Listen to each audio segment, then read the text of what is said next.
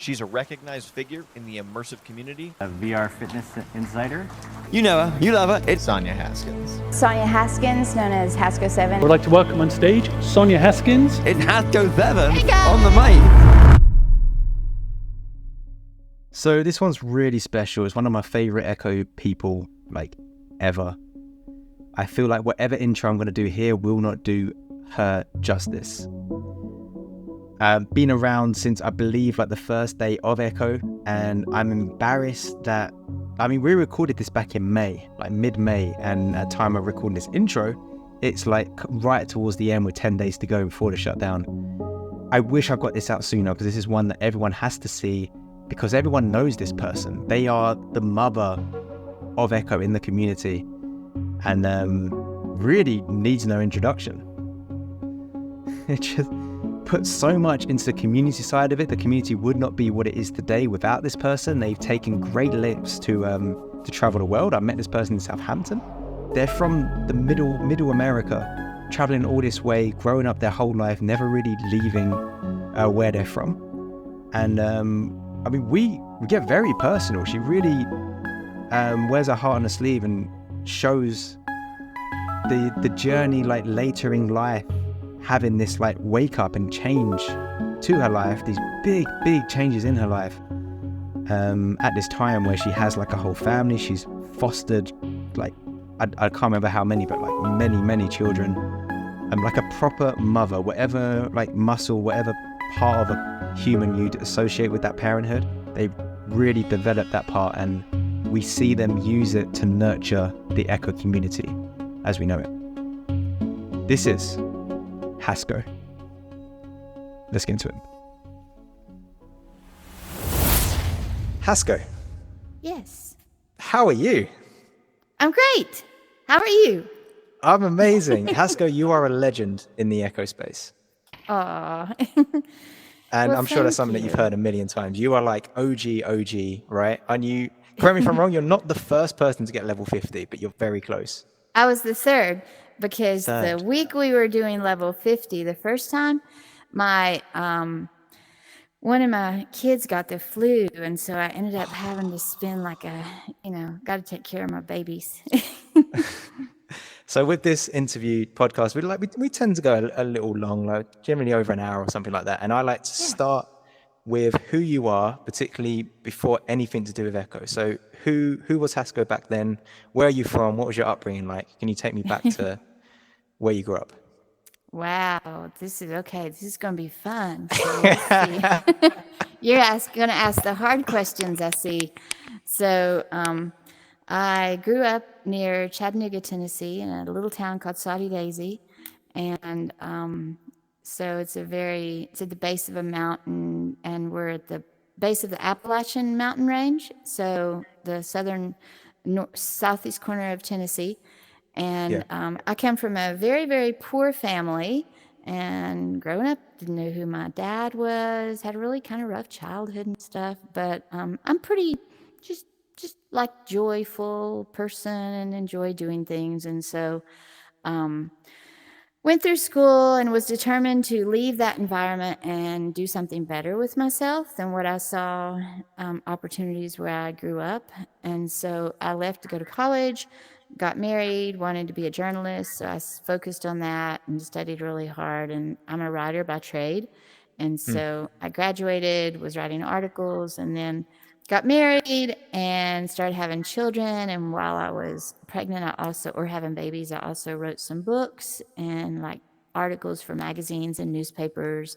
And then I was married for 20 something years and had 5 children. I raised about 100 foster kids, hosted them in our home.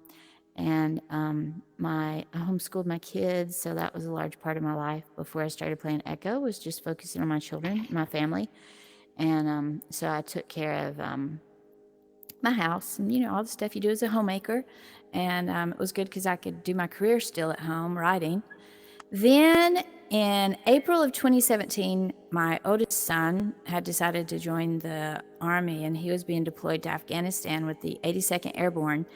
And he had asked me to go to Best Buy with him and try this new thing he heard about called virtual reality, which I was completely not impressed with. I was like, that doesn't sound exciting to me at all. It sounds really weird. And so I went with him to Best Buy. Get rid of that disc, sorry. Yeah, That the ambient disc. noise ruins my interview. Get out. Yeah. Yeah, go on. So we went into Best Buy and I put on the headset and I was like, wow, this is like so amazing. I'm in this place. It's not here. And so I bought the headset on the spot, bought my son's computer for him because he was going overseas and he left that with me. And I went home and just started playing. And initially I played Robo Recall just for hours and hours every day. I loved it because I could rip apart the robots and just get out all my frustration and exercise while I was doing it. And it just felt so real, like being in that place. And then in May of 2017, my family told me that I really should play something besides a robot game. And so then they said, why don't you try a multiplayer game? And they said, there's this game that has a beta called Echo Arena. And I was like, well, I only want to play robots. And they said, well, these are robots that fly. And I was like, okay, I'm in. So I hopped in, started playing, and ended up being kind of good at it. And that summer made a team with some friends of mine, Billyisms, and a couple other guys. We switched out some teammates, but then I qualified to compete at the very first VR Challenger League that was sponsored by Oculus, Intel, and ESL. And so then I was able to go to California and compete there. And an interesting part of this story, which is what has led to what I do now, basically, is at that time, of course, there weren't very many female players, and definitely not many people my age, because I'm older, of course. And it was just there was a broader demographic, I think, than traditional gaming, but it was interesting because it was still mostly guys and healthy people. And so whenever I was invited to play in California, because my team qualified for that competition, basically they said, what do you need? And I said, well, I just need a chair. And everybody was like, what do you need a chair for? And I said, because I play in a chair. And so everybody was like, nobody plays in a chair. You don't play in a chair. And I was like, well, nobody told me that you couldn't play in a chair. And I do play in a chair. And which I think you saw that when we were in Europe. Yes, I did. Yeah, so you made the long journey over to Southampton from Tennessee, which is awesome. Yes. You came over, while you were over here, you did like a little stop off at Stonehenge, which was awesome. You took some of the Echo kids to see that as well. Yes. That's amazing. We had so much fun. Let's talk about that. Why do you play sat down? Have you met a lot of other players that do the same as well? I wouldn't say a lot necessarily, but I think it's an important group.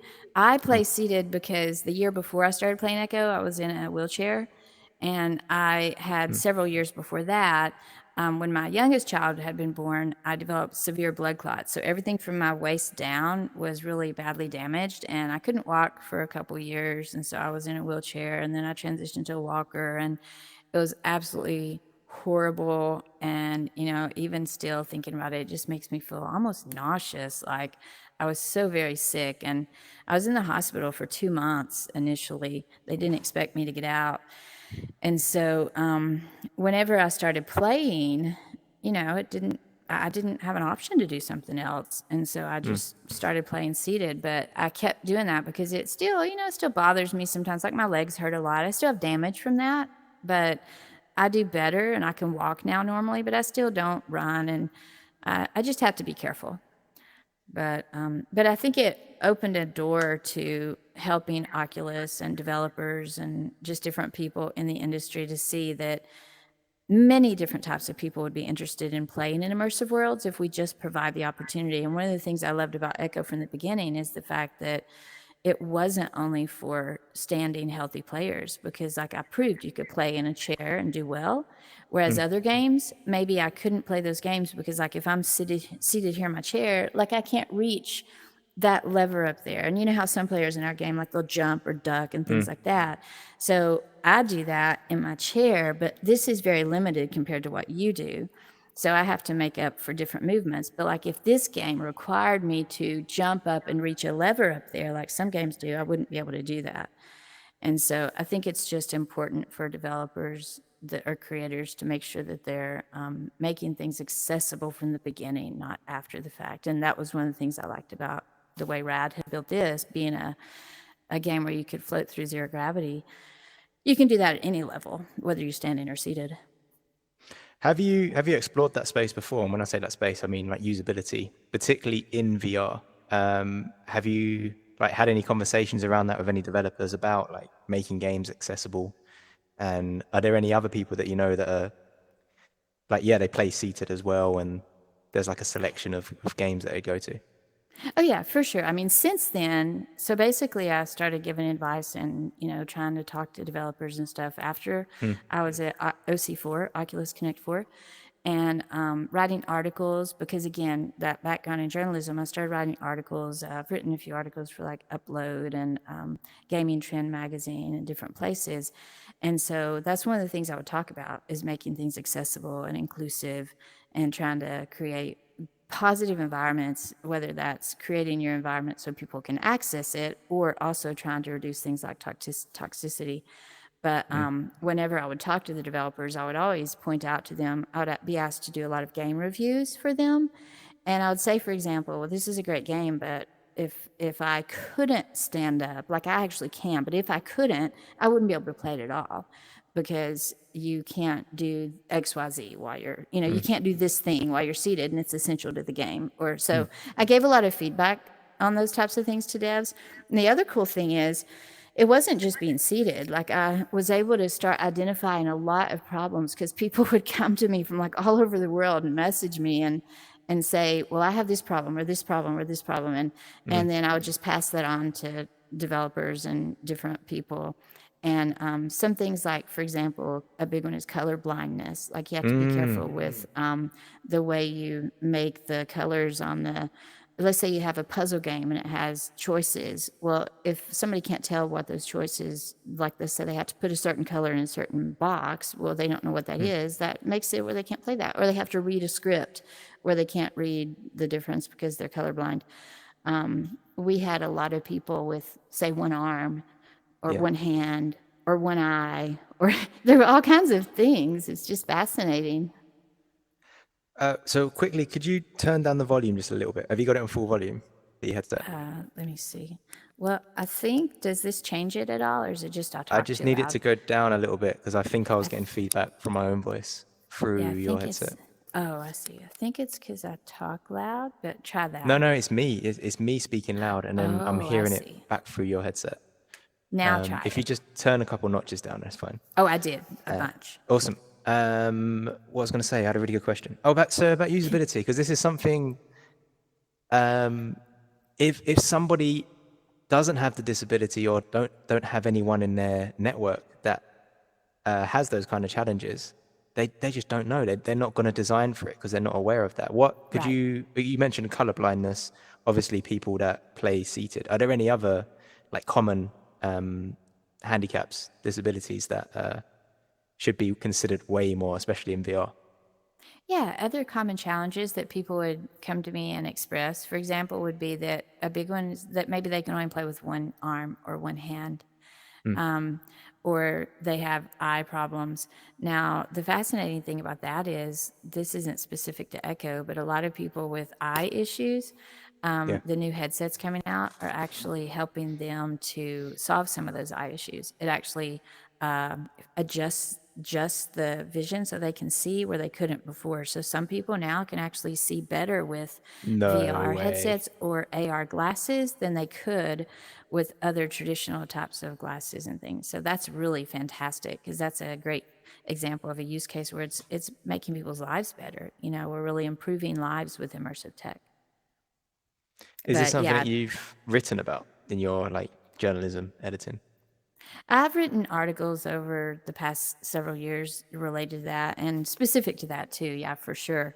And then the other, another big thing is not that specifically that question, but just the amount of people who have reduced health problems or improved their health or lost weight, for example. And so I've written a lot of articles and stories about people who maybe they were able to stop their blood pressure medication or diabetes medication and stuff because they're playing VR and getting healthier because you're exercising in an environment without inhibitions. And so a lot of people, you just are bored to death and don't want to do it in your home. You don't want to go out in public. You don't want to go to a gym. And so VR is great because you can just get in there and let yourself loose. And really, you also don't tend to pay attention to the passage of time as much when you're in VR. So you can enjoy that experience. And so that's another thing I have written quite a bit about is just the positive changes for health and wellness. And as a real tool for physiotherapy as well, right? Have you seen? I don't know if there's any company doing it like properly yet. I've got a friend through Echo that is actually starting a physiotherapy like studio, a company. Yeah, that's and really using great. VR. And yeah, I have seen that. I'll tell you a couple cool things. Well, one is, so like for me, I said I had been in a wheelchair the year before and I'd had a lot of problems. So I had a lot of pain and I took pain medication regularly up until like the spring of 2019. And because there was nothing else I could do. I mean, I just had to do that. But one of the things I found was that if I played VR, I noticed I could go for longer periods without taking pain medicine because the euphoria and the hormones, positive, happy hormone, dopamine stuff that's released when you're doing something positive and feeling good, that would actually help make me feel less pain. I would focus on it less.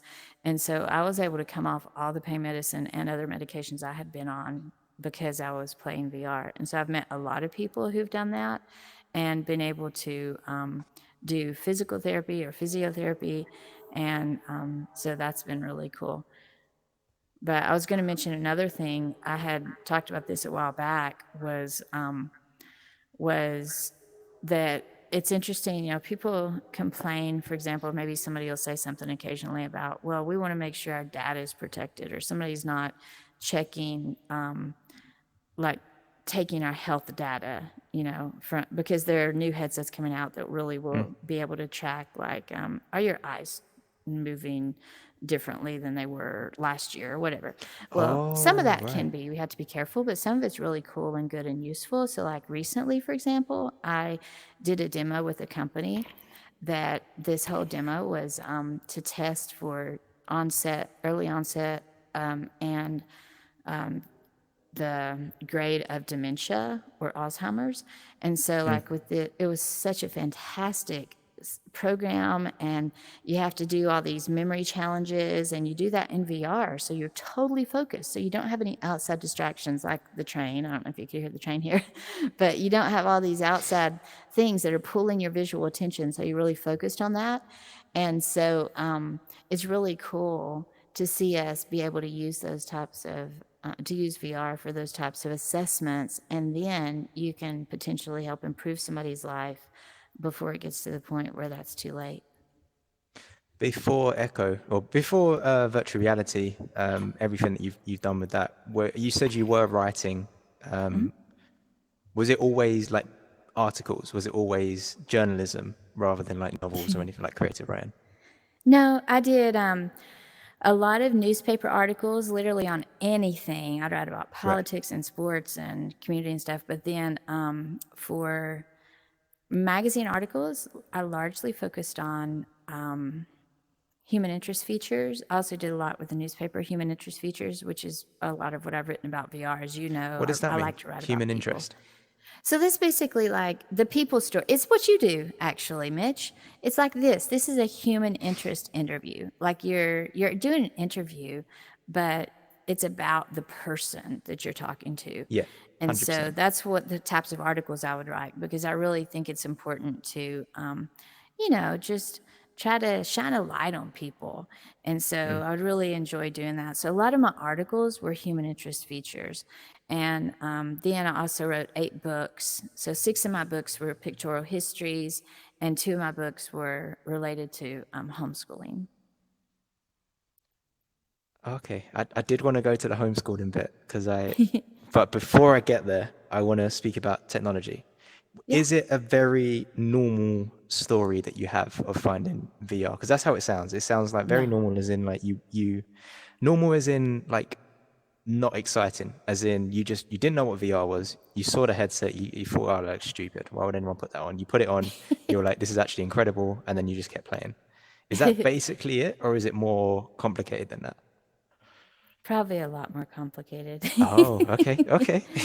But yeah, I mean, it's one of those things where I think it sounds kind of simple, but when you add in like the fact that I'm not a traditional player and my son introduced me, and then the things I did after that, I think the path has been very different from what most people probably have experienced. And then also, after I started playing, I started meeting people from around the world. This is a little going astray on the question exactly, but basically, it was like where I grew up, where I still live now. It's pretty sheltered. I don't know what's a better word, but it's pretty isolated. That's a good word.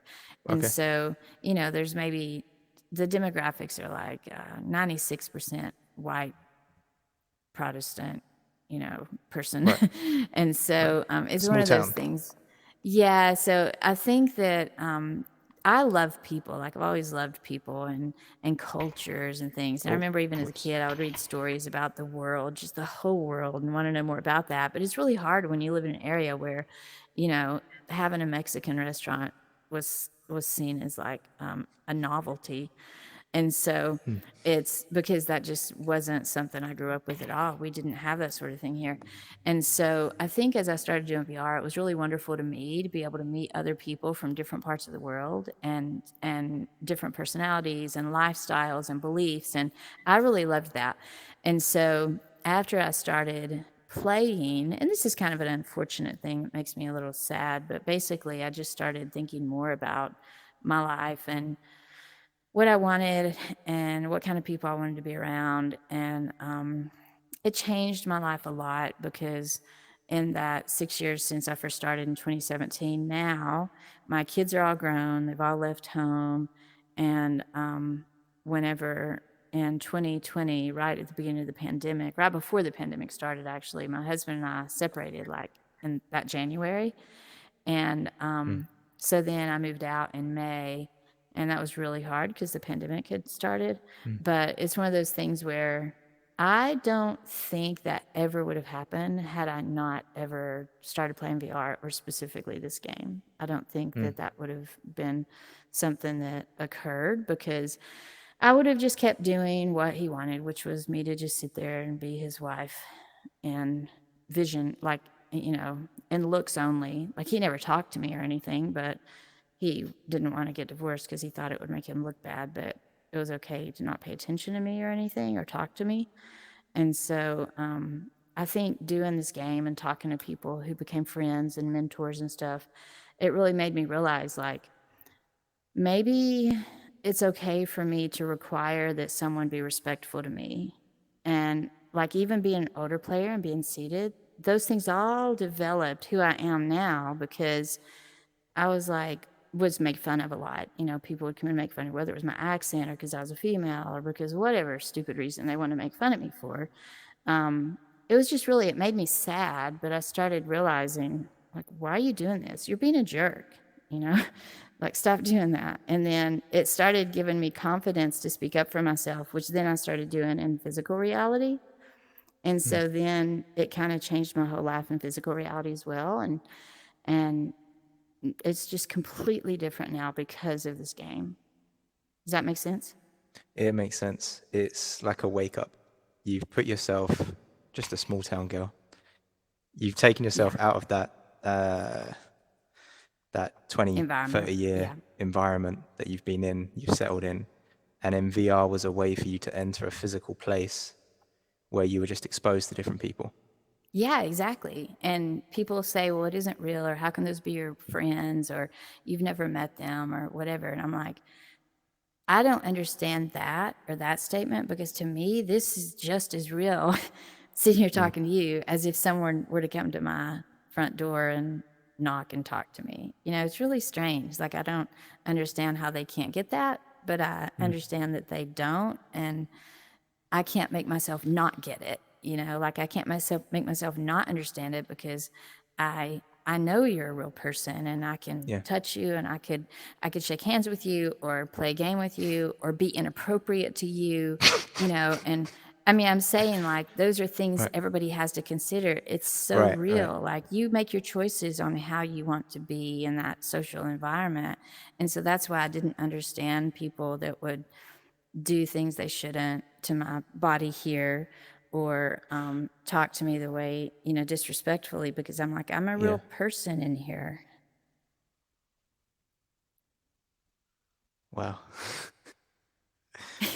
But it's true. It's intense. Yeah. It's nuts, isn't it? That Yeah. And so I just think that it's good to, as we move forward, we have choices as a culture, a society, like our whole world. We have to make those decisions. Are we going to, how are we going to continue to develop these realities? Because Echo is so awesome, and it's so real, and it's wonderful. Right now, we will have other games that we transition to and start playing that will have the same issues or feelings and stuff. So I think that because immersive tech is becoming more accepted, and more people are able to access it more easily, that we really need to think about things like privacy and safety and security, and respect for others. And so I try to tell people the aisle 10 rule. Have I ever told you the aisle 10 rule, Mitch? no, what's the how-tin rule? Okay, the aisle 10 rule. So this is like, Aisle if you're 10. in the Okay. store at aisle Yeah. 10, then, like, let's say you go to the grocery store and you want to go to aisle 10 and buy a can of beans or whatever, then you should be able to do that and walk in there, and nobody's going to try to hump your face or call you a bad name or whatever awful thing. They're just going to be like, they either talk to you or they don't talk to you. It's just a normal social setting where people are decent, because usually nobody's not decent on aisle 10, right? But if you have somebody that comes and does start doing something they shouldn't, most people will tell them to stop, and even a bystander would be like, wow, gosh, you got to not be robbing that person on aisle 10, or sticking your hand up their skirt, or what is wrong with you? And so I think that social VR should be the same rule as aisle 10. And so, if you are going to be in social VR, you need to apply that same rule and be decent in social settings. Now, if you leave that grocery store and you walk out of aisle 10, check out, leave the grocery store, and you go down the road to the local strip club, well, they're going to have different rules there. And that's your business. Do what you do at that strip club. It's the same thing in VR. We could leave this environment and go to another environment where it's appropriate to do those things. But I think, generally speaking, we need to make sure that if people are in public social environments in VR, that we have some sort of social standards that make sure that we all respect one another as fellow humans who are just trying to be there and have a good time. You're just trying to hang out or be with your friends or whatever. So Yeah, that's just my little my spiel. first reaction, yeah. My first reaction is that, so if someone does, like, calls me a racial slur or says something inappropriate or, like, gets in my face in real life, like, it's a fight. It's a physical altercation. It's get out of my space. But when that's happening in VR, I can't really stop them. They just grab whatever, or like whatever game it is. You can, because of the rudimentary, just the physics of where VR is at the moment, they can invade your space like that, and there's not much you can do about it. Yeah, that's why So it's that's important that the standards are set. well, yeah, that's what I'm thinking. I'm seeing it in a different way that you're describing it, because I'm seeing that from like a get out my, this is my personal space, get out my personal space. But you seem to be saying it more as like a social norm. Those social The norms are norms. just kind of Right. ignored when you're coming into a space like this. Yeah, and so it would be great as we go forward, if we can try to make sure that, like they added the community standards at Echo when you leave the entry area, and so it talks about like the pillars. That's those things like that are a good idea, and just reminding people, these are real people, and the reason it's important. You're right, you could ignore them, but that's something that guys say typically, because guys get harassed maybe once a week, maybe 2 or 3 times a week. Females get harassed literally every single time we go into an environment in VR. I'm never in VR more than 5 minutes before I've got somebody harassing me, calling me names, sticking objects in me. It's just, it's very, very bad. And so I don't want to focus on that too much because there's so much good about VR, but I do just want to say, like, guys need to be careful about giving their opinion on, well, it's just ignore them, or it's not a big deal. And I'm not saying you were saying that. I'm just saying we have to be very careful to make sure that we look at the whole picture, not just a perspective of it. It's just like whenever I said I was playing seated, and they're just like, nobody plays seated. And I'm like, well, I mean, I do. And so when you have a different perspective, you have to really, or well, whatever your perspective is, you just have to make sure you remember that there may be other people out there, many other peoples with a different perspective. I'm sure you've thought about this a lot. Is there any other, like, because you're right. I can't 100% empathize with it because I'm not exposed to the nastiness of this as often as someone else would with a female voice. Right. Going into a virtual social setting like this. Other than, yeah. well, I was going to say, because one solution that I see is that you have, there's safe spaces where girls can go together, or female identifying, whatever you I want to don't say. like to play with girls, and why should I have to, like, why should I have to go somewhere else because some guy can't control his behavior or keep his crotch out of my face? Like, think of it that way. Why should you have to go somewhere else? If, let's say you wanted to be in something, and why should you have to leave because this person's being a jerk to you? You can choose to leave. You can. I'm not saying you can't if you don't want to. If I wanted to, I would. But I'm saying if you wanted to stay there and play with the best players or the guy players or your friends, like I party up with a friend of mine every Saturday, we play. And, we shouldn't have to go play a different match or a different game or whatever because people can't just be decent. And so it's definitely a touchy situation, but it's the same thing with, people say, well, put on the bubbles or whatever. Well, I still, maybe I want us to be able to touch each other because we're friends and we're hanging out, someone slap me in the face or something. I mean, I'm just saying, like, you want that option, but I shouldn't have to put on a bubble on myself. I shouldn't have to be like the boy in the plastic bubble and go out in public with something around me because these 5 guys constantly harass me every time I go in somewhere. I understand it's hard for people to understand if they don't experience it all the time. But like my friend who hangs out with me every Saturday, it's nonstop and he sees it. So he records that and turns it in. Right. In real life, how you act on the street, and you gave the example of aisle 10, how you'd act in aisle 10, you'd feel safer in aisle 10 than you would on the street at like midnight, right? And I'm going somewhere with this. Yes, I would, but I also have, well, go ahead and go wherever you're going to go. Well, why do you feel safe? Why would you feel safer in aisle 10 than if you were just like walking the street and it's midnight? Well, I mean, and generally, I am going somewhere with this. Yeah, generally because you have, again, it's those the social standards for a public place. But I mean, to be quite honest with you, I feel the same way on the street. Like, if something were to happen on the street, and I think I know where you're going, but I can counter that. If I were out there on the street and I were walking around and you're going to say, well, there's more of a threat that you may not feel safe or people might do something. But I guarantee if they did, first of all, I would defend myself. But second of all, I would call the police or somebody else would. It's still considered not proper to attack me on the street, even if I'm there walking around at midnight. Like, that's still not considered proper. Yeah. It's not acceptable behavior. Where I'm going with, so it's the acceptable behavior. It's that part. It's like, what is acceptable, what's not Yeah. acceptable. And basically, if you do something unacceptable in the street, of course, the police will come. Something Yeah. like that will happen. But if you do it in the shop, the security guard, or whatever security they've got in the Right. shop, assuming it's one with a Right. security guard, there's a boundary there. If you're an idiot, you don't come in the shop. You're not allowed in. Exactly.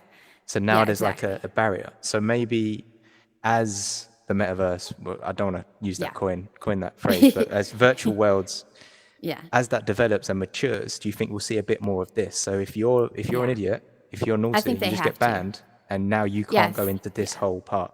So I now it's think they'll not have just to. it's not just like girl club over here. It's just not a dick club, just nice. Exactly. Yeah. It's not a dick.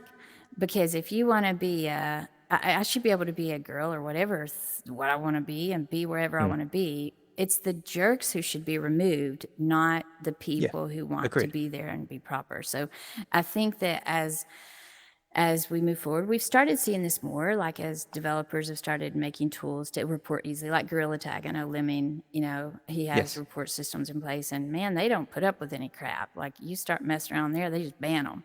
It's like, okay, yeah. And so I think that I think those kind of things are good, and I see that in other games. The games that have the best communities also have, like, I'm not a fan of being overly strict or like governmental regulation, things like that. But I am a fan of community really watching out for each other. And so if you've got people that are in there being jerks like that, then maybe that's that. Just teach them a lesson or get rid of them or let them know this isn't appropriate behavior. And so that's one of the things I like most sometimes when I'm an Echo and there'll be, like say I'm being harassed or something, and then there'll be some guy or kid or whatever, they'll say something like, what's your problem? Like, she's just playing the game. Leave her alone.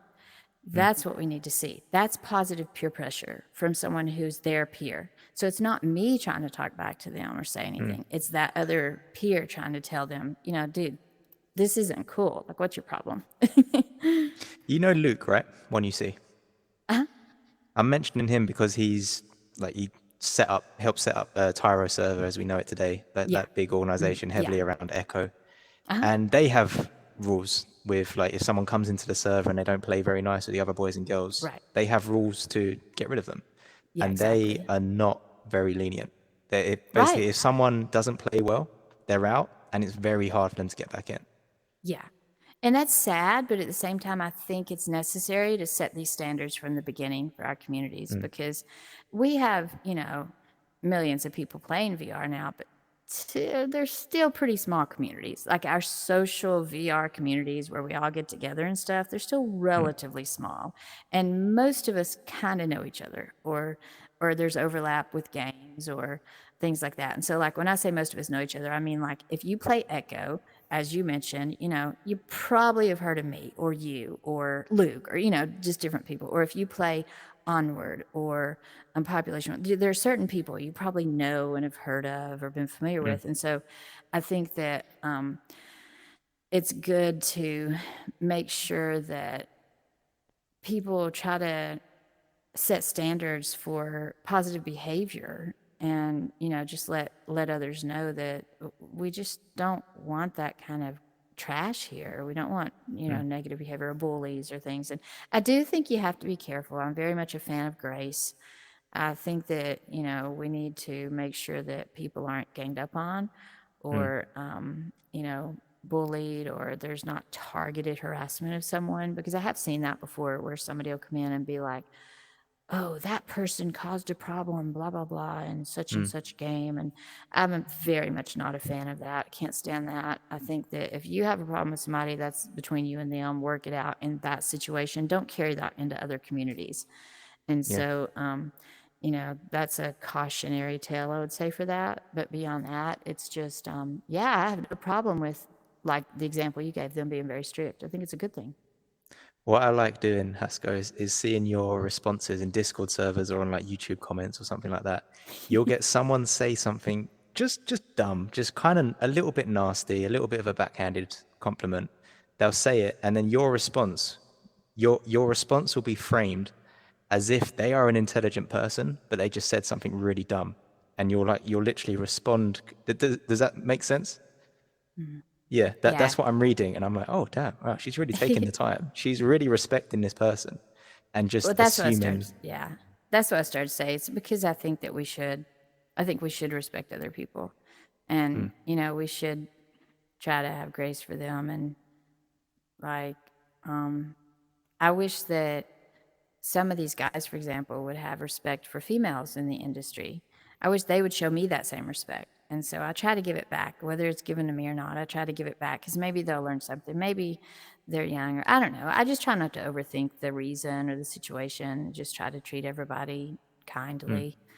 But I thank you for noticing that. That's very sweet of you to say. Oh, it's just great. It's like borderline entertaining to watch because I'm like, okay, how's she gonna deal with this one? How's she gonna like do her Oh my her gosh, you're so trip funny. to a? You're hilarious. Well, I will say a funny note there is I'm almost afraid to admit this on camera, but I try to be kind to everybody, but sometimes I honestly don't get the insults anyway. So, like, when sometimes people say to me, they're insulting you or being mean, I'm like, well, I mean, first of all, it doesn't matter because I'm going to respond kindly regardless. But second of all, like, I don't even know what they're talking about or saying. Yeah. And so that was especially true in the beginning when I first started doing VR because people would say things and I'm like, I don't even know what that word means. Like you're calling me something, I don't even know what that is. Because remember, I mean, my background was very I wasn't in this world. I never played games or anything before I started VR, and I certainly didn't hang out on computers with people. And so some of the stuff was funny. As a matter of fact, some of the leaders' skits and some of the guys that initially were on the Discord server when I first joined the Echo Discord back in when it was first opened, and they would say things or like I remember one specific example was somebody said AFK sometime, and I was like, "What's that?"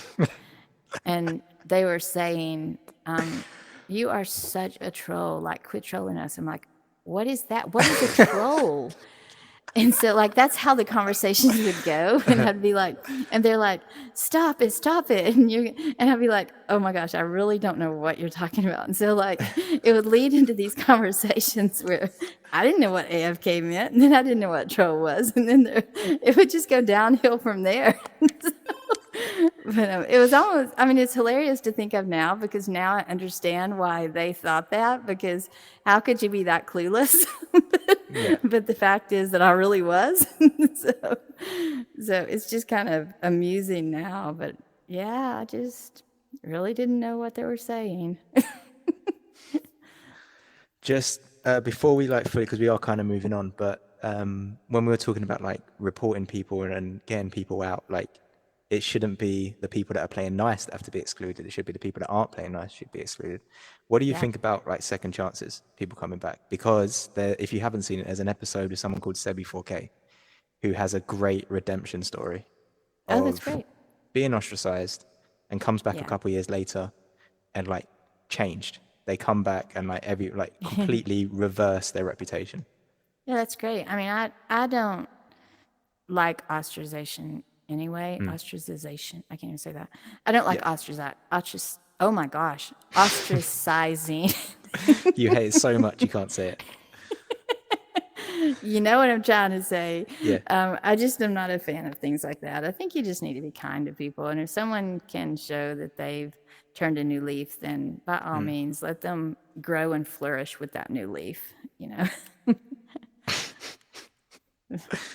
Okay. Yeah, for All sure. right, well, let's move on because you've already mentioned it. The Echo Game server. So you were there like from day one when they were setting it up? I guess it was right after. I don't know how soon after. Yeah, I mean, I've been there like essentially forever. How did that like? Could you talk me through what was going on at that time? Like, how long did you like? When was it in like the timeline of Echo, and like how on earth did you get so involved so quickly?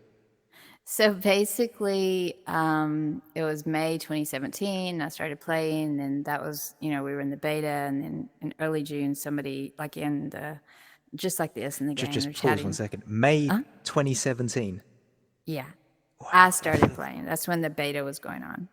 Ah, okay. Right. Yeah, because most people don't start till like 2020. I started playing in 2020. I Yeah, played that's the because game that's in when the Quest 2017. came out. Yeah. Yeah, it was released on Quest. So there was a Quest beta in Yes. 2020, and that's when we got the largest groups of people that started joining. Long But time. yeah, it was May 2017, June, and then people in the game would be like, you should really come talk to us on Discord about this, or we'll share this on Discord or whatever. And I'm like, what in the world is Discord? I had no earthly idea what they were talking about. And so I was completely just like, didn't know what they were talking about. And so I still had, so I remember later that summer I ended up going to California. Well, I had a flip phone, like those old flip phones. Let's go. And so, because I had my son's computer, which is what I was playing on the Rift, they told me how to get Discord and download it on my computer. And so I did that and just started chatting on there. And I'm kind of ashamed now. Anybody who watches this who was around during that time, they'll know this is true. But like, I'm a writer by trade. I'm a journalist, so I write. I like words. And, I would write like a page on Discord. And so I would post something and it would be like the whole Discord page. And so they'd be like, you are insane. Like, what are you doing? But to me, I was talking to people and they're talking to me, and I thought, these people aren't very intelligent because they always write in these like half sentences that they don't put punctuation in their 4 words. So, that's why perspective is important, because I didn't know that world and they didn't know me. And so I had to learn that world and realize, oh, this is normal. Like, it's okay to only have 1 sentence. And as a matter of fact, that's preferred versus 5 paragraphs. And so I really tried to adjust my behavior and start learning how to do better and not come across as offensively to people and stuff, because what I discovered was a lot of people early on thought I was some kind of witch or something, because I would write like a lot of text.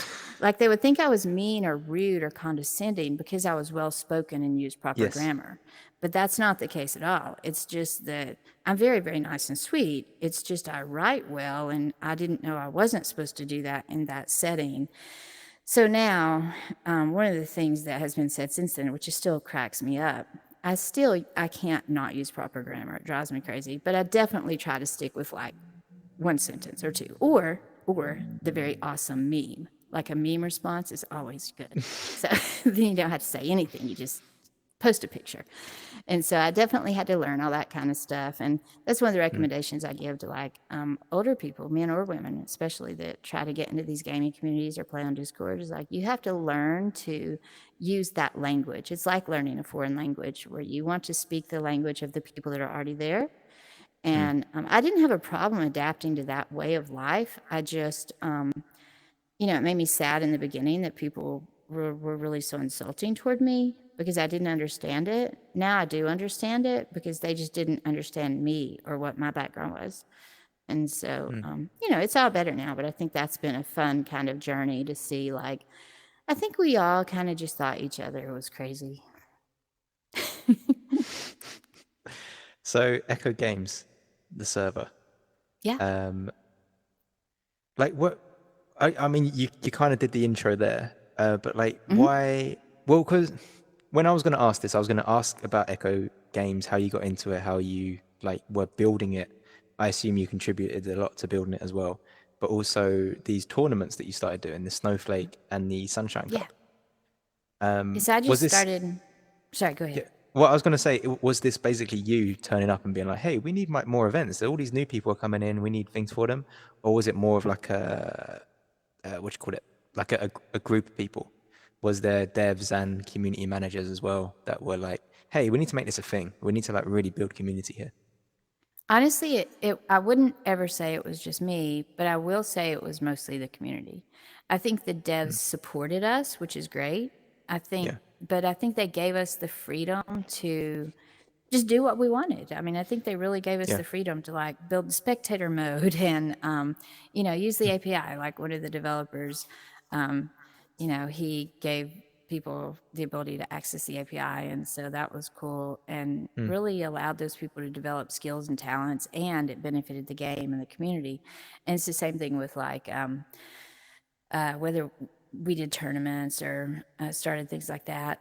A lot of that was mostly community driven, but they never, and they would support us, but it was our efforts pushing all that forward. And so, yeah, definitely I was a big part in those things and have always enjoyed it because I really like working with the community and just trying to give an opportunity for people to shine. And so whether that was encouraging them to start Tyro or adult groups or, leagues or whatever. So I think that I've helped start or encouraged or in some way been involved with most of those for Echo, at least. Some of the other VR games out there too, but that's been a really cool legacy to have, to see these people come back and be like, yeah, you either helped start this or encouraged me to start and stuff. So I'm proud of that. I think it's a nice thing to have all these people out there enjoying these things because maybe somebody just needed a little encouragement or a few tips or some help getting it started. Do you remember the Sunshine Cup in 2021? Oh, yeah, for sure. Yeah. Do you remember, I think it was like 12 hours you went without eating? Yeah. Yeah, those were the days. Yeah. You know that year that I did that cup, Yeah. I lost like 40 pounds. It was awesome. And I need to do those things again, don't I? Yeah, man. Not from So now that I exercise, have a just... job, now that I have a full-time job, I don't get to play Yeah. Echo quite as much as I did. And I've gained so much of that weight back. It's really awful because I lost so much weight playing Echo and running the events and things like that because I just was totally focused on what I was playing or what I was doing with the community. And you're right. Like I get obsessed and I don't stop to eat. But now I work and I'll be sitting there working and I'll be like, I want to have lunch or whatever, which I guess is normal, but I don't know. I mean, I'd rather just play Echo all the time some days, but I can't do that much longer, right? For the record, eating is important. Everyone should be eating, no matter what you're doing. If time is passing, there should be meals planned. It's true. I will agree with you there. I have to have food at some point, but I don't sleep a lot, as you know. I only sleep about 4 hours a day. And so that's always been a fun joke on the Discord server. That was always funny. I'm sure you've seen that. People will always be like, are you like really real? Are you a robot? Because like you never sleep. You're awake all the time on the server. And so it'd be so funny. It cracked me up when people would say things like that because that actually was true. I really didn't ever sleep. So even still, I sleep about 4 hours a day. And I just never have required much sleep. It's really weird. Oh, right. So it's not like an insomnia thing. No. It's really like you're actually quite sustainable on only 4 hours. Oh, yeah, I do really well That's with nuts. about 4 hours. 4 Do you know how hours, four and jealous a I half. am? Do you know, I get like 7 hours and that is just not enough. So funny. I met somebody recently, I can't remember, from Meta. I think it was at GDC. And they said this, they were like, do you realize how lucky you are? They Yeah. said that's a genetic trait. Like some people have a gene that allows them to exist on less sleep. And so, I mean, I can't even sleep longer if I tried. Like when I go to sleep at night, I'll just be like, okay, I'm ready to sleep now. I fall asleep within 30 seconds. And then I wake up 4.5 hours later on the dot, just like, oh, yay, it's daytime. I'm ready to go. Have you seen Fight Club, the film, or read the What book? is it? There's a film called Fight Club. No. No. Okay, you should check that out if you're looking for something a bit gritty to watch. But it's a story about someone that doesn't get a lot of sleep. And because Oh, they don't really? get a lot of sleep, they're quite productive and they build this whole underground movement. And there's a lot of parallels with your career. Oh, that's funny. Yeah, Yeah. that's funny. I have to check that out. Yeah, because I do think that that's part of the reason I've been able to get more done, just because I was able to. Well, it was a combination of the fact that I don't sleep a lot, and also I get very obsessed and focused on things, and that I enjoy. If I enjoy something, I'd focus on it. But if I don't like something, I'm not going to do it. I just leave that. So I think that we have especially having been sick, it just made me really think a lot about what my priorities were. And, you know, like with my marriage and stuff, I began to think, well, why am I even in this marriage with someone who doesn't give a crap about me? And they really, like, literally said that it wouldn't matter if you existed tomorrow. And I'm like, wow, it was devastating. Like, I felt so bad and horrible about myself. But then I realized I'm in control of that. Like, I get to control myself. And so, why am I staying with that person making me feel that way? And so, I think that you really should prioritize and do things you enjoy and love. And so, if between the combination of not sleeping a lot and my kids having left home or grown up, you know, they reached adulthood right at the time I started playing Echo, and then getting the divorce. Basically, now my whole entire life is focused around VR and Echo and community because this is what I love and what I do. So do you have any of your kids like still in your town? Or are they No. literally all, everyone's fled the nest? Well, I lived 4 hours north of here previously for the past 30 years when I was married. Right. But when we separated, I moved back to Chattanooga. So I was 4 hours north. That's where most of my kids still live, but 2 of them don't, but 3 of them do. And so now I'm in Chattanooga, but now my mom lives here. And also, one cool thing while I was after I started playing Echo, and I told you I really started evaluating a lot of things in my life and talking to people. And I was talking to some friends like you, and just talking to friends in the lobby, in the old lobby. And they would ask things like, where are you from? And what about your family? And all this. They'd ask all these same questions like that you talk when you're getting to know people, because at that stage we didn't know each other very well. And they would ask about like my mother and father and family and all this stuff. Well, I don't know who my father is. They were like, what do you mean you don't know who your father is? And I was like, well, I mean, I just don't know. And so it was another one of those things that made me really think, you know, I really want to know that. I want the answer to this. And so when, right before the pandemic, the summer before, I actually tried to find out who he was and did a bunch of DNA testing and stuff with Ancestry. And I found my biological father, and I met him, right, that fall before. And then during the pandemic, we've stayed in touch. And so that's another cool thing. I just feel like that my life has been changed more than it would have been had I not been playing this game. So it's Wow. cool. Well, I mean, that's like, Yeah, because whatever I'm word I 52. use is gonna, yeah. Yeah, I'm 52, and I only met my biological father 4 years ago. I haven't gone through that. I haven't experienced that. Like, how is that? Meeting someone that you feel like should have been there. Like, it must be like a cocktail of emotions. Yeah, it's great. I mean, it's been really awesome, and I just feel grateful. Like that's what I'm saying. I think people can't understand how much this technology has the potential to impact lives in so many different ways. It's not just one thing. You know, we can talk about all these different topics, but there's so many other topics we're not even going to touch on because we don't possibly have the time to do that. And so that's what makes me just like really love it so much more. And especially for this game, you know, sad to see the choices and things happen and changes that are coming. But it's just hard to talk about because I know, like for me and many other people, it's really impacted our lives tremendously. And you know, these are life changing things that haven't always been positive. I mean, I just started talking to my stepdad again, but hadn't talked to him in 3 years because I had started traveling with VR in 2019, like going to VR events and meeting people. Like I Yeah. went to, like you mentioned, I went to England, and you know, like I said, I live in a very a very closed area, and people are closed-minded. And so he thought it was very, very bad that I was meeting, quote, Internet foreigners. people. Yeah, foreigners. No, just people that aren't like the people here. And that just breaks my heart because I don't believe that. But he wouldn't even talk to me for like 2.5, 3 years.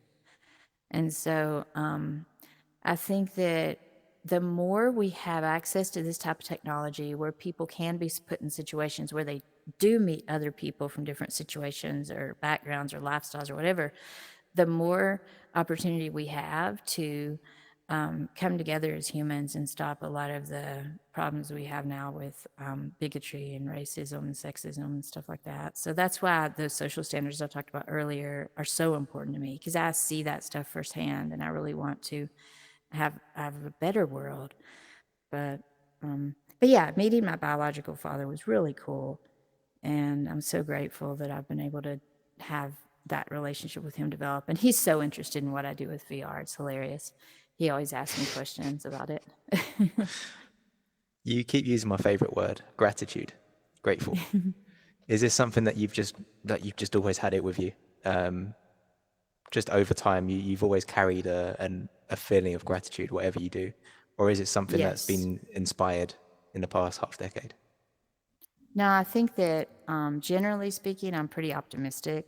Like, I'm a pretty positive person, and so if you have more gratitude, or if you can find what to be grateful for in that moment, then that can help you be more optimistic. And I don't know, I just think it's a good perspective to have, because it makes you feel better and happier, and you enjoy life more. So, especially if you come from, like, for me, I came from such a bad background. I've had a lot of problems and health problems and family problems, and just out of the ordinary, not just normal problems people have, but like really bad problems. And if I didn't have the gratitude, I would have been crushed by now. And so I think it's just important to remember that we have a choice in how we react. And I just choose to react with, okay, this is a problem. Now, how do I move on from it? Or how do I better myself from it? Or whatever. I've got a question, technology related. So we're talking very positively about the positive impact that entering a virtual world and leaving your small town, like momentarily, literally just by putting something on your face. Yeah. We're talking very positively. We're using a lot of positive words, but do you remember the first time you met me in Thailand? So this is Atlanta, 2022, February. We were sat down having breakfast, I think, and you saw me. I think you were talking to me and my girlfriend. And Yeah. At the table, you were the long talking, table. yeah. And I was on my phone on Discord, Yeah. and then you told me off like a mother. You were like, "What are you doing? You're around all these people in real life. Put the phone away. Why are you on Well, Discord?" hopefully I didn't say it that meanly. You did- Come on now. This is the voice you're hearing, not necessarily the one I was using. Yeah. Fair enough. I remember that discussion, and you know why I said that? Why did I say that? Well, you said it because that we were here. We were at LAN, and I was missing out on it because I was on my phone. Yeah.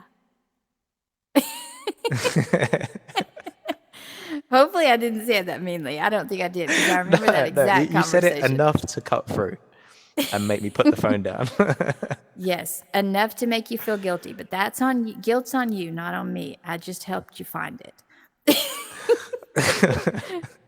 That's actually a good quote. I have to remember that.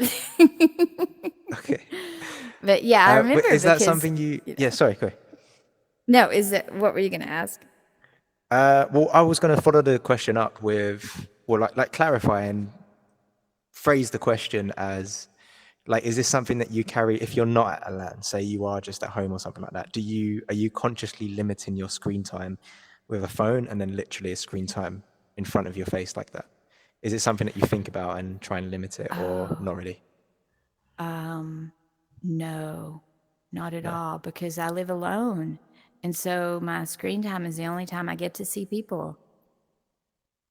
So if I were still living with my kids, I would absolutely not be, on the computer or in VR as much. But because I live alone, this is the only way I get to see people. So, like, I'm happy you're here, and I want to be in here with you. Or like on Saturdays, I mentioned I play with my friend. I look forward to that very much every week, because I want to go see my friend. And when I'm at events, because I travel to a lot of conferences because I speak, and I also run AWE, which is the Augmented World Expo. I run that conference. I'm head of programming for speakers, but that's what I actually do now. I don't Hang even on. think I mentioned that. Whoa. I didn't even think I mentioned that. Whoa. I feel like I should have known that from my research. I know that you have spoken at AWE. There's a really good it's basically a demo of Echo. There's some people talking about Echo. It was a few years ago, and you introduced it. Last year. And Yeah, I I was like, invited wow, them. that's so I cool. invited, set up that whole thing. So I'm in charge of the speakers, the special events, and like all of the programming. So I'm head of programming. So. When did you start that role with AWE? Last February 2022. Ah, okay. Yeah, so one of the first things I wanted to do was try to bring an esports demo. And of course, at that time, I didn't know about Echo, what would happen later, but I did ask permission for us to present it on stage. And so that was really cool. But yeah, man, I love my job. I have a great job and I get to do wonderful things in the industry. But back to the reason we were talking about that, whenever I'm at events, I no longer take my headset with me because I just focused on being engaged with the people in physical reality while I'm there. One sec. But Fam, yeah. Fam, if you're watching this, that is exactly what Fam said in their interview. Because I interviewed Fam just before LAN, and I was like, oh yeah, you're going to be competing in the mixed tournament? He's like, no, I'm not taking my headset. I do not want a headset on my face for a millisecond. I want to enjoy it and be around people. Yeah, exactly. And I think I agree with that. I did play, at LAN, which I think is fine to play and compete, but the whole rest of the time, like I didn't used to, I would have maybe put it on for a little while just to disengage, maybe play some Beat Saber or do something disengaging, like where I could just be on my own. But I don't ever do that anymore. When I'm at events, I want to just see people and hear people and, just engage with them. And then when I'm at home, I live alone, like I said. And so I just really love putting my headset on and seeing my friends. It's great. Well, now I want to talk about AWS. AWE, sorry. AWE. Am I getting that mixed up with someone else? There might be another one. Yeah, that's Amazon. Yeah, we're wow, that's fascinating how the brain works, right? You just remember it. Oh, wow. Yeah. Yeah, I love AWE. And what are your questions about that? Well, so I am an advocate for Echo kids to get into game development, but that it's not the only career. The only career isn't just like coding. There's obviously other things involved with development as well: art, testing, project management, design, blah blah blah, loads of stuff. But there's stuff outside of the development team as well. Yep, absolutely. Marketing, promotion, sales, but this is one of them as well. Events. Yeah, I mean, there's so many things. So if you want a quick rundown on that, like for example, because I've done a lot of community work, but I also, when I took the job at AWE, one of the requests was that I still be able to do some community work. And so my boss approved that, and I love it because it's a great team I work with it at AWE. But like I said, I do the programming and stuff, but then on the side, I also still do some community work. I don't get paid for it necessarily, but I just do some volunteer work with different companies. And so like just across the whole scheme of things, for example, things that I do or work with other people that do, but this is still within our industry. You have marketing, branding, promotion, assistance, programming, speakers, writers, script writers, plot writers, story writers, developers, creators, influencers. You've got the people who do, like, let's say you want to be in XR and you just like scheduling appointments or making spreadsheets. I mean, there's literally anything you want to do, but you can still do it in this field because every other job that exists out there, you also have a need for it in XR. So it's really cool. How did you get the role? Did you just apply like normal, or did someone approach you and say, hey, what you're doing here is phenomenal. We need someone like you? I think nothing I do is, quote, normal. It's always like a weird way I get there but basically, I had done so much community work with Echo and different VR communities over the past several years. And so, and I had spoken at AWE about VR esports. So that was I was considered at one time, like 2020, 2019, 20, the world's expert on VR esports and gaming. And so I would get invited What a to, title. It's got, yeah, yeah, it was, people would be like, no, you need to ask her. I was interviewed by, I'd be interviewed by wow. newspapers and different people for that. And so, because again, I helped start a lot of those leagues and was familiar with what everybody was doing and kept up with all the games, because a lot of people would only focus on, say, one game or one aspect of a game, even. Like, for example, let's say you're building a spectator mode for Echo, but then some other people, we would start spreading out, like you see Tim McGinnis with Vertex. You start spreading out and doing different things. And so for me, I had some good advice early on, and a friend of mine said, you should diversify. Like, I know you love Echo, I know you love it, but diversify. Get involved in other games too. Play them, know the communities and stuff. They said, because you're a good community person, but you need to not only be involved with the Echo community. I really didn't necessarily like the advice, because I was like, but this is what I like and want to do. Ooh, But I I was listened raising to my the hand there, but I advice. grabbed the thing. Why? Why? Why Echo? What's different about Echo than Pop 1, Blast On, Breaches, I Onward? think there are a lot of things. It's like, well, it's kind of, this sounds so silly, but it was my first love, with, like, I loved Robo Recall, but I had never Right. played multiplayer games. Yeah. And I just fell in love with it. It's such an awesome game. And so I think that that's one aspect of it. I really would never want to just let that go, because you always feel in your heart like, this is very special to me. And then also because I had invested so much in it, so much time and energy, and trying to help other people grow and help them learn how to build their own communities and stuff. And so there was just a lot of engagement. I have a lot invested in this game, and nothing that I ever would be paid for or got paid for or asked for. Never wanted anything like that. It's just emotionally, it is very special to me. I'm processing the answer. That it's special. It's clearly very, very special. So much that it's so hard to let go of. But Yeah. But I am glad I did it do was other the things. first, because it was the Yeah. place where you experienced these life events. I grew up. Like, I became yeah, a different person. I think yeah, I became a different person in that this makes sense. game. And yeah, and that's really, that's a unique sort of thing when you transform as an individual. I understand you had the time because you only sleep 4 hours a day. You had the means because you had the headset, but the motivation for putting your all to the point where you're working 12 hours to make the Sunshine Cup a thing, pretty much single-handedly, and forgetting to eat, doing, because you did a full EU like tournament with like all these teams dropping out, this team they're arguing about the score, and you're grinding through all of it. You're jumping into this VC. Okay, we're up. We need this team, this team, this team. Get in there, and then jump into another VC call, and then doing it all again for another 5 hours for NA. Why? I love the people.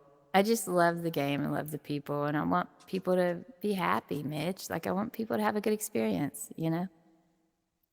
I don't know.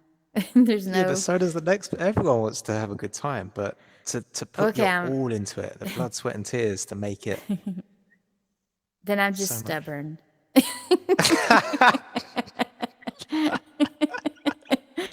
Yeah, I don't know. I don't know what to say. I mean, I think that there are a lot of people who do great things. This was just my thing. And I just really liked, my kids had all grown up and started leaving home, and my marriage had failed. I just, there are a lot of people who really I feel in a way too, like these were my new children. And I know that sounds kooky to some Not at people all. probably, but I just think it's like I really genuinely care about the people in the community and what happens to them. And I did then, and I still do. And so that's a lot of it. It's like I can't put a specific word on it or reason why or what the motivation was. I just care about the people in the community. And that's why another reason I've been sad that Echo's closing down, because I think I really genuinely have concerns about some of the players that also have invested so much. And I think that it's good that we have the friendships we do, and people can move on to places together and start finding joy in other areas. So that's really good. But yeah, I mean, it's just like your community is that's your essence of who you are. You know, it's our family of people we choose to be around, not the family of people we were born into. This is what I'd read into it, like understanding where you've come from, having large family, the foster kids. So you were used to, obviously you had your own children, but Yeah. you nurtured so many different people, and homeschooling as well, putting so much effort into nurture. I think that's the right word. Nurturing other Yeah. individuals, and many of them. So you had the patience for it, you had the experience, you had the understanding of tantrums and different ages of development. Yeah. What kind of Yeah. ages were the foster kids, or was it all sorts?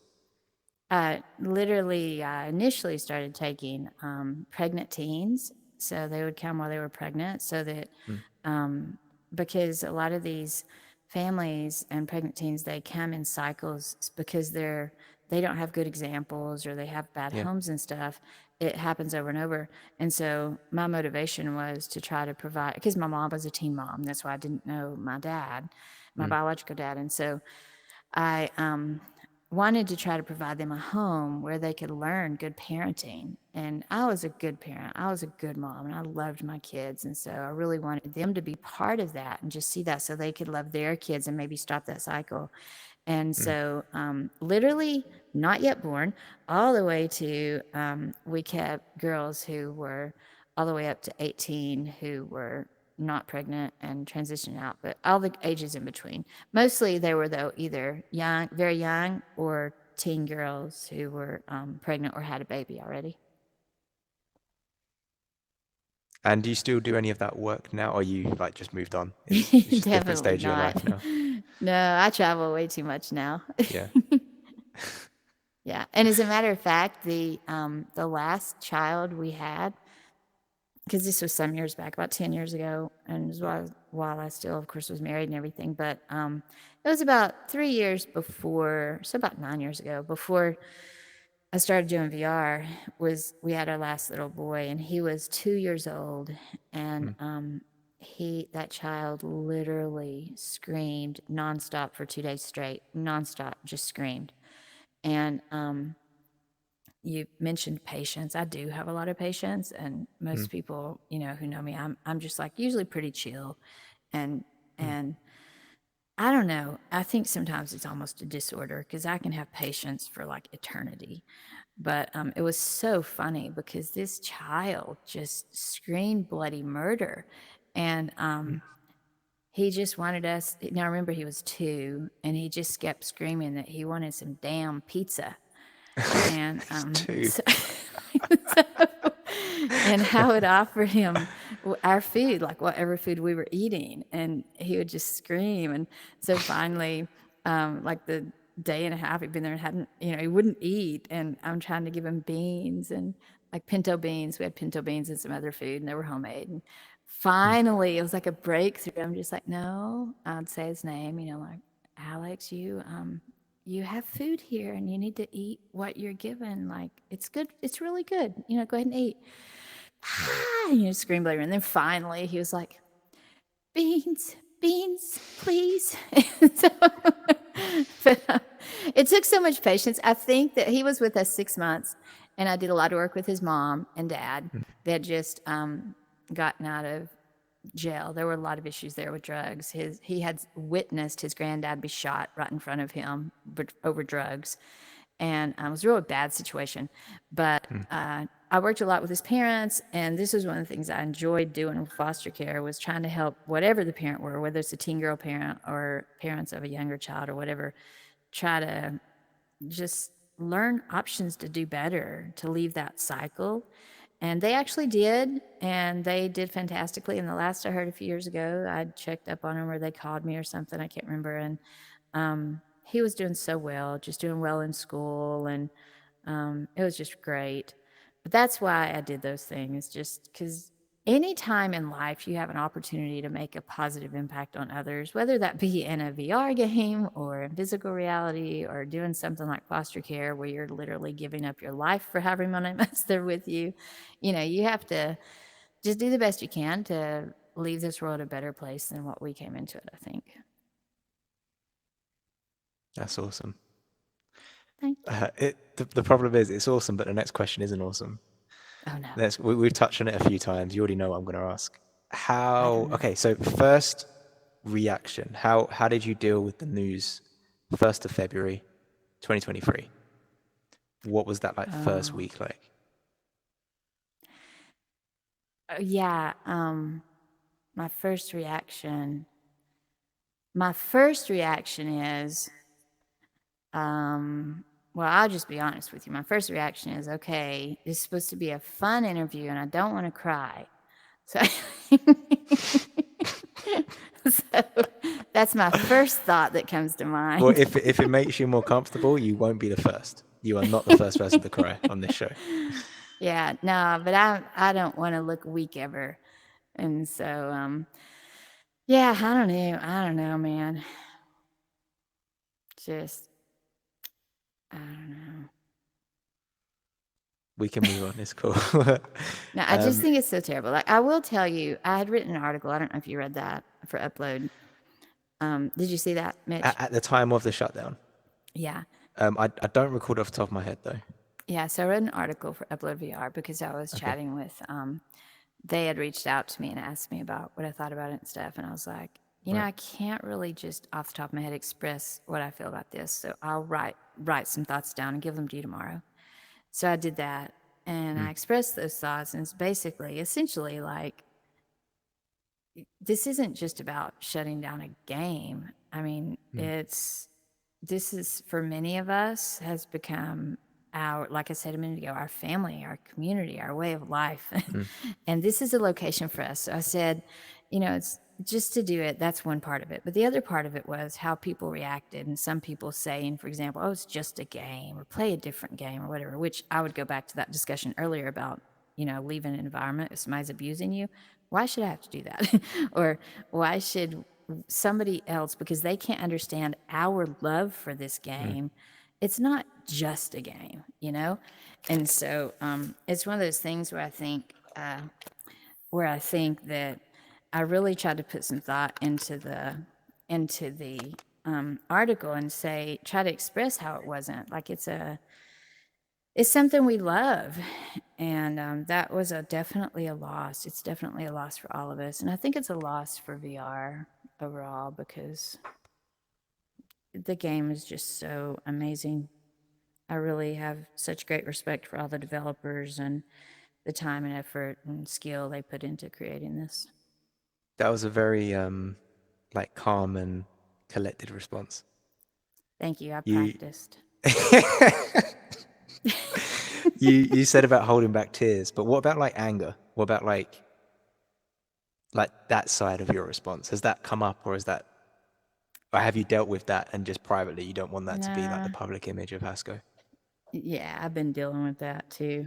And Yeah. definitely I think just with because I now work in the industry and also need to maintain a semblance of professionalism, I try to hold that at bay. And again, who would I be angry at? Because it's not Rad's fault that these decisions were made. And I think also, even as far as Meta goes, I mean, they are a business, and look how many people have been laid off recently. Like they need to make money, and they're trying to shift gears to a different game that will potentially do that. I don't know anything about it, but that's my understanding. And so, based on what's been said publicly, none of this is privileged information, but it's one of those things where I think, who would you be angry at? And I have no right to be angry at somebody for trying to do what's best for long term for humans, which is what we keep talking about. We're real people, and so are they. I mean, so are the workers, and so are people who work at Meta, and people want to complain and say all these bad things. And I do have some issues with some of the decisions that have been made. And yes, I've gone through the anger and the sadness and all that. But at the same time, I have respect for people who are just trying their best. And we don't always know what goes on behind the scenes, you know? Yeah. Yeah, these are really sensible answers you're giving me. Well, thank you. These are good professional answers.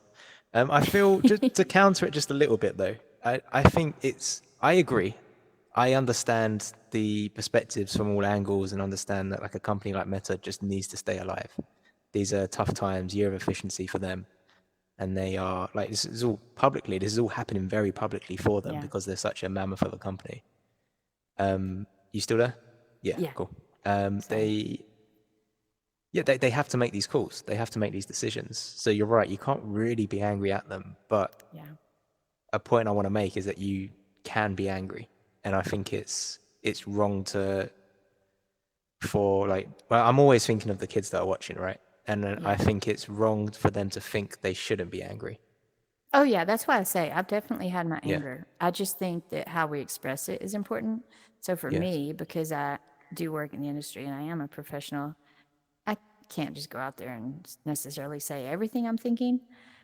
Although I'm pretty, straightforward with stuff. But with, I guess with younger players and stuff too, I think we have those disappointments in life. I'm not saying I agree with it at all. And I definitely understand the anger and the sadness and the grief. Like, I get it. Man, I get it. I mean, I definitely do. It's just, I think doing things that give you a bad reputation for not knowing how to handle something, or doing things that are totally offensive to others, things like that are counterproductive. Like, that's not going to help the situation, and it makes you look awful.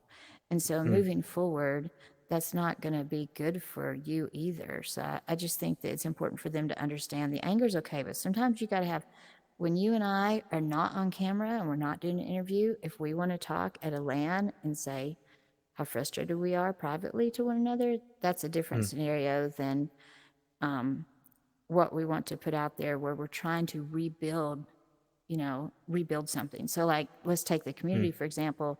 You don't want people saying, yeah, they were the most horrible community ever. You want people saying, wow, man, those people came from the Echo community. Remember, they're the ones that flew a plane over Meta headquarters to try to save that game. That's what you want people saying. You know what I mean? I mean, like, that was a nice passive, possibly passive aggressive, but I think it was still passive. It was a very good, it was a nice little message. And so I think things like that are much better than some of the things we see where people are going on and just spamming Boz or calling him bad names and stuff. Like, that's not cool. That's not cool at all. So I'm all for anger, but righteous anger done appropriately. The Hasko giggle afterwards. Yeah. Just made me laugh. You spoke about rebuilding. What does that mean to you? What does it mean to you like now? At time of, this is May, was it 19th? No, 18th. May something. Yeah, it's not the 19th. That's my brother's birthday. No, my son's birthday was Monday, but is this Wednesday or Friday or Thursday? It's Thursday today. Thursday. Wow, we are really sad. It's sometime in May, some day of the week. We don't know.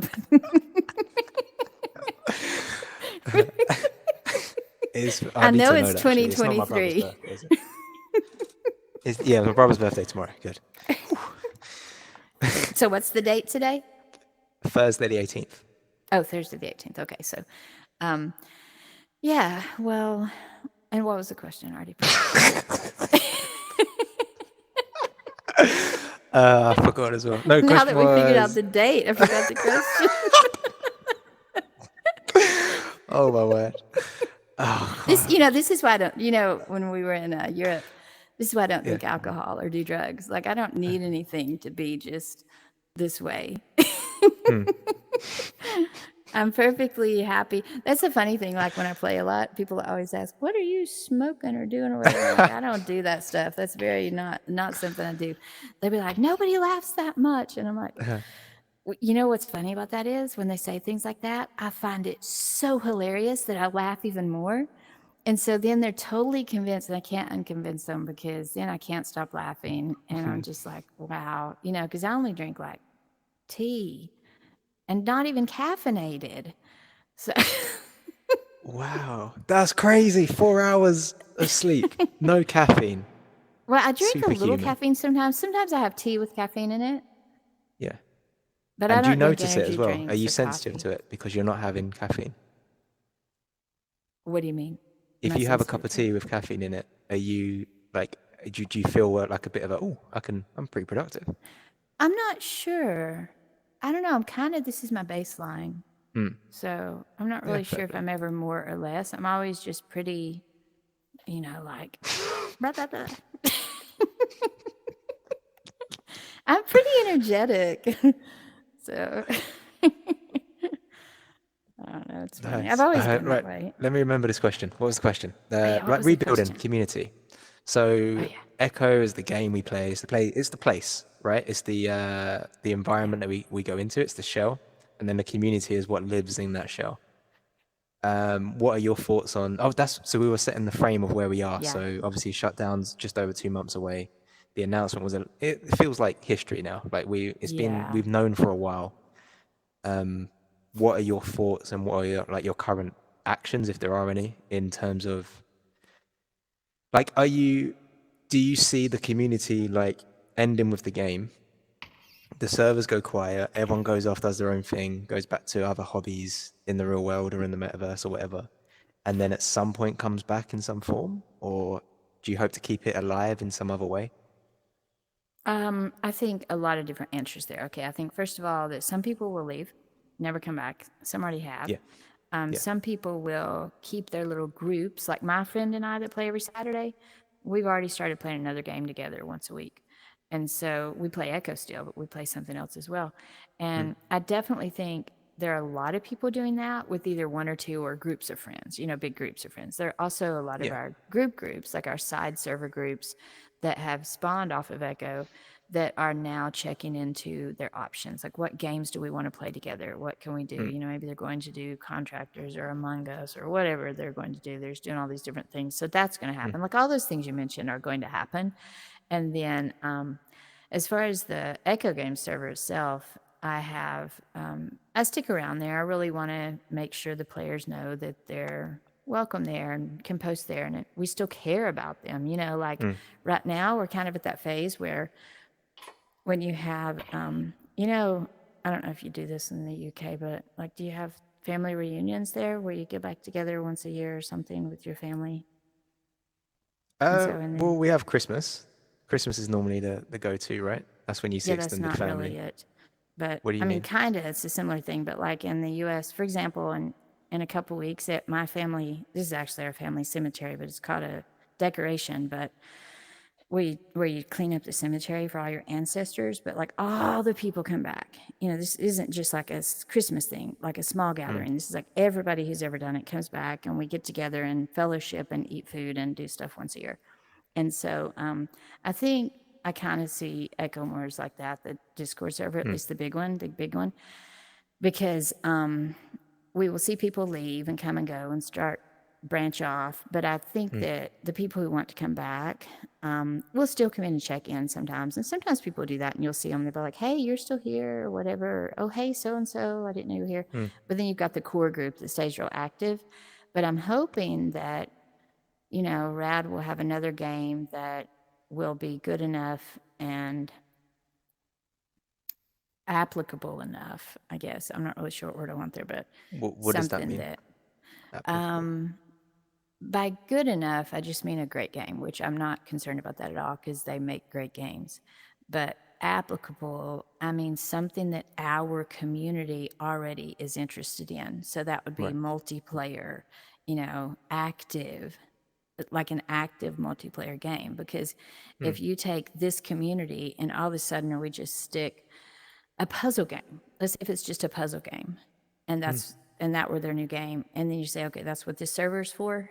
Well, I can tell you right now, like, I'm not interested in that at all. I don't have want to sit there and make puzzles. I have no patience for that. So there goes that patience I was talking about earlier. Like, I'll just knock the puzzles down. I don't like sitting there trying to figure out puzzles. I want to hit things and people and throw stuff. And so, that could be if they have a game that's of interest to a large part of the community, I think the server itself will start seeing some growth again. But that's just going to depend on a lot of factors. I don't know. And honestly, I don't even know if they're going to use that server. It could be that they make a different server. I have no idea, but I doubt that, just because there's like 35,000 people in that server already. So it makes sense they'll probably just add the other game onto it. But I really don't know, especially with all the changes at Meta. Like, they want to keep their brand pretty close to home. So they kind of want to start making their own servers, I think. But at the same time, why would you throw away 35,000 people that's already in a server? So, but they don't own that server, so that makes that an issue. Is there any like Meta-owned servers for other? Yeah, like Home Population brand, 1 is Meta owned. Oh, the That Discord server. Oh, Yeah. that was weird. I didn't know that. Okay, I don't think I'm in that one. Yeah, and so, there are some different situations where I think they've tried to start with the developers, and Meta themselves have started trying to have their own people run those servers. I was going to ask you another question. So it's a hobby that I share with you, in that I traveled to the US more in 2022. No, that's an exaggeration. But I traveled to the US a lot. And I'm going to be going to Denver. Oh, you going to Denver? You coming to Denver next month? No, because I'm going to, AWE, and actually this weekend I'm leaving to go to AWE. I'll be there for 2 weeks in California.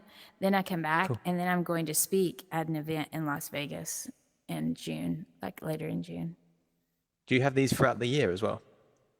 Or is it just like a couple?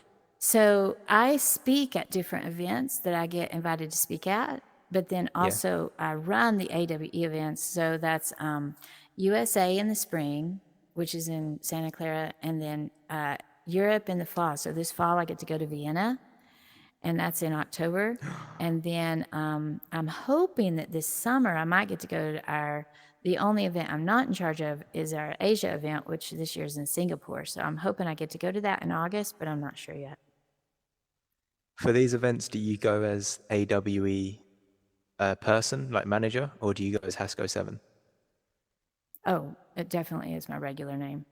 Oh, okay. Not It's not Hasko7. like the Hasko brand that's getting those speaking. No, yet. it's about promoting AWE. And I mean, I don't know, it's kind of funny because I usually end up, depending on what we're talking about or the questions, I'll share some of my personal story. And so people are still familiar with the name, and I put it out there and stuff. I just honestly don't care, like, either way. Like, I'm very much happy to promote myself or not happy to promote myself. It's not my main motivation.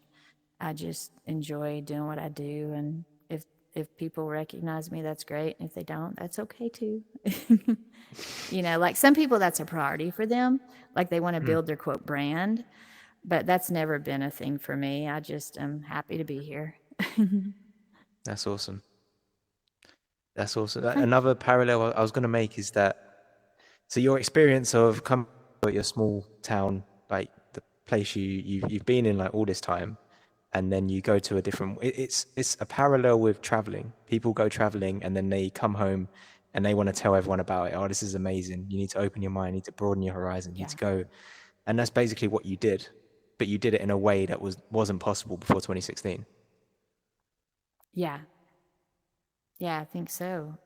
Definitely with VR, I would totally agree with that. Like, you can put on a headset now. Anybody can put on a headset, and we can expose them to, or they can experience different locations and experiences and cultures and people. And so, I mean, this is a perfect example. Even just being in here, just this one little interaction here, this. We're in zero gravity. I could flip upside down if I wanted. I could push backwards and be feeling like I'm floating in space. I'm talking to somebody from England.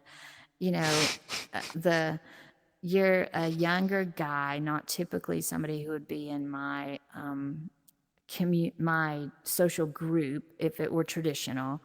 Yeah. And I mean, there's just so many things just from this one little action that you can point out that it's people just have no earthly idea how much we can use this technology to introduce concepts and things to the world. It's really fantastic. I've got 2 more questions just to close this off. The first one is, it's always an interesting one. Was that a thumbs up?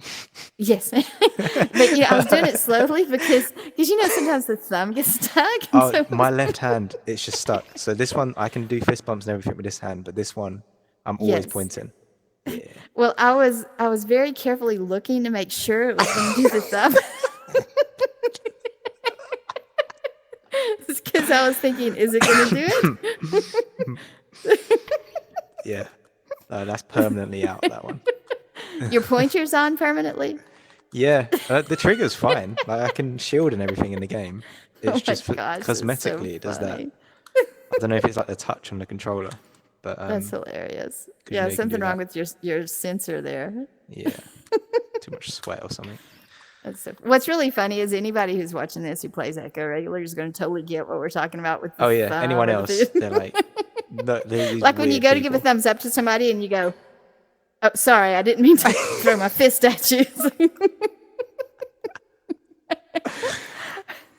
Okay, so this question. Oh, curiosity. That's it. So, what are you curious about? And when I ask this, it doesn't have to be anything to do with your job. It doesn't have to be anything to do with Echo. Like, what is on your mind now, May 2023?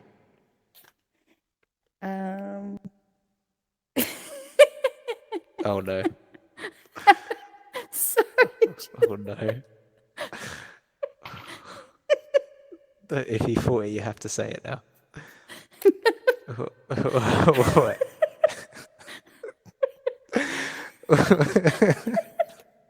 What is happening? I can't answer that question. Oh no. Yeah, I plead the fifth.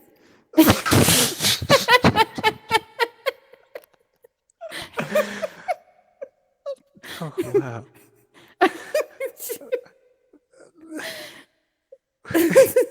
I can't think of a single appropriate answer. Not one.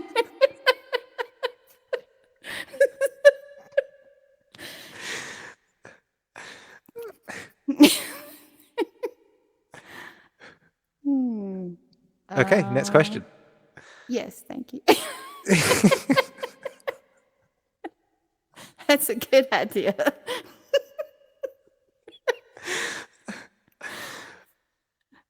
All right, next question. Now you're trying to remember the next question.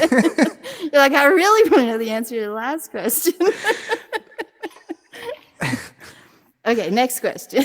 Next question is, no, I'll just ask it. You might actually get it. Chip or no chip? Chip or no chip? No, I don't. You know what I'm I talking can't about. remember. I did know what that was, but I totally forgot right now. Would you, when consumer version's ready, would you put a chip into your brain that allows you to think thoughts into the internet? Yeah, I did know what that was before, but I totally forgot. No, I'm not doing that. No, because, well, so let me just tell you. One time, my best friend, she told me when I was about 35, you need to put lotion on your face because when you start getting older, you'll have wrinkles if you don't put lotion on your face. And there's a point to this. And I said, well, I don't have any wrinkles and I don't want to put lotion on my face. She said, you really should. She said, because you'll get wrinkles later if you don't. And I was like, okay, so we got this lotion, eye lotion for wrinkles, and I put it around my eyes. And you know what happened? The next day, I woke up looking like a raccoon because I had an allergic reaction to the lotion. And so it swelled. My eyes almost closed and gave me big red whelps. And so when you say that chip question, that's the first thing I think of. That knowing my luck, I've had so many reactions to things like that. It would probably like fritz my brain or something. And I definitely am not taking a chance on that. I'll just stick with my regular brain. Thank you. What if there was like reassurance and safety? I feel like you're not going to entertain this question, but like, what if that wasn't a problem? They said, look, Hasko, we've identified the issue that you had with XYZ. We understand what's going on here. We've lab tested it for the past 4 or 5 years. It's super safe. It's okay. Here's the option. Here's the price, which is affordable. Are you interested? And everyone else What do I get out of it though? You get to talk to the internet. You get to, so your 18 hours a day that you spend being productive, you Oh, I see. enhance all of that. No, I'm pretty enhanced now and do a good job. And I feel like sometimes I just want to go outside and listen to the birds or take a walk in the forest. And so I don't know. I think it's cool. I wouldn't be opposed to people doing that if they want to do it. But man, I'd be worried that it would turn around and try to take me over or something too. Do you think that's Yeah. how it ends? Do you think that's the apocalypse? AI takes over? You know, that's a more interesting question. What about AI? Like that's the big question right now. So like, for example, the conference I'm getting ready to do, you know, in a couple of weeks, that's a big topic there. We actually have a whole section dedicated to that and a couple of main stage talks dedicated to that topic. And it's a thing we need to be discussing right now for sure, because I definitely think that one thing is not just, you know, what AI does itself, but people could use that improperly to influence people, because people are partly because they're stupid and they listen to anything somebody tells them. And so, you know, without doing due diligence, like it's where people spread rumors because they don't do due diligence and check and see if the research is correct or the information is correct, which is really bad. And so it's the same thing, I think, with AI. If this AI tells you XYZ happened and you just automatically believe it, that's going to be bad. But yeah, there's so many things. I think that's a great question about AI. I don't know the answers, don't know what's going to happen, but I definitely think it's something to watch, keep an eye on, and be excited about. Because, you know, when you have AI that can diagnose your medical problem better than your doctor in the room, that's pretty cool. You know, that could help humanity. And so, but we still need, for me personally, as you know, like I'm very much a people person. And so we still need that human touch. And because I'm not certain that a computer could give that grace we were talking about earlier. You know, can AI give grace? Can an AI, what were we talking about? Show redemption or forgiveness and stuff like that? Like, I just think humans still need that. So I think I read it once somewhere, and then since reading that, that's kind of been my opinion. That I think that's what's helped me sleep at night regarding AI. In that the one job that will always be safe is hospitality, and like nursing and these kind of emotional roles and professions. Those are the ones that will remain. Everything else where you need to use intelligence to do something, an AI will do it significantly better than you can. Anything. Yeah, and I don't have a problem with that on one level, just because I think, what's wrong with us we use cars to get, you know, travel faster. That there's nothing wrong with that. You know, we use machines to do work faster. There's nothing wrong with those things. And so I think the same thing about AI. I don't think there's anything wrong with it. I think it's great that it's happening.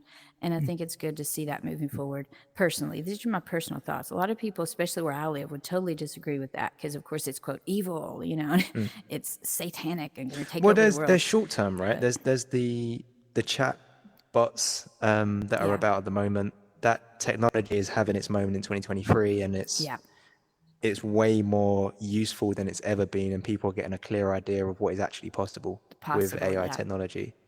But then there's the 10-year, 20-year, 30-year timeline where Yeah, I don't currently agree. it's Well, I inconceivable. was just going to say, I think we should be careful with, I think all that's actually kind of good, but I do think we should be careful with where humans go. Like, I think a lot of people, maybe even now, you have groups of people that are inclined to laziness or or like we were talking about earlier with behavior, some people just get a thrill out of harassing or demeaning others or abusing them.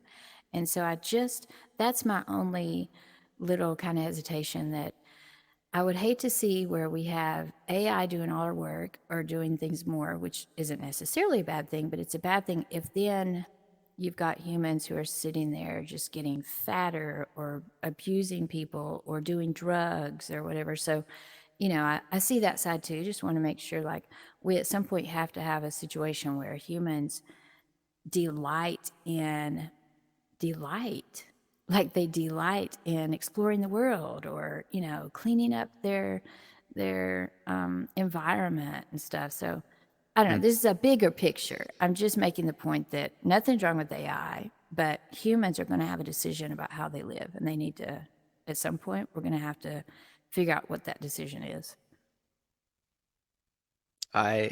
We've got to end it off here. I would love to keep talking in these directions.